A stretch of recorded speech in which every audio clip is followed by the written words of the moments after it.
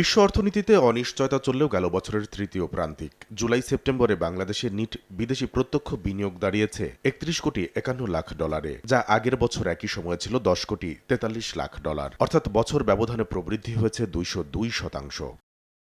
গেল July September প্রান্তিকে equity বিনিয়োগ ৩১.৬৯% বেড়ে $৭,৬৮,০০,০০০ থেকে দাঁড়িয়েছে $10,১১,০০,০০০। এ সময় পুনঃবিনিয়োগকৃত আয় বা রিইনভেস্টেড আর্নিংস বেড়েছে সবচেয়ে বেশি ১৯০.০৭%, যা আগের বছরের $7,২৯,০০,০০০ থেকে বেড়ে হয়েছে $২১,১৫,০০,০০০। এটা একটা সিগন্যাল দিচ্ছে যে আমাদের এক্সিস্টিং ইনভেস্টররা কমফোর্টেবল।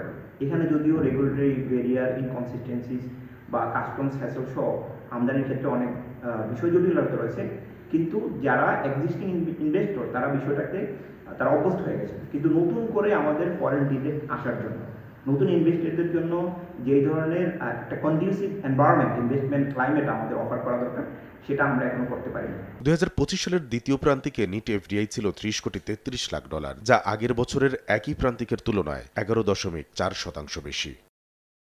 কামরুল হাসান সবুজ, সময় সংবাদ, ঢাকা।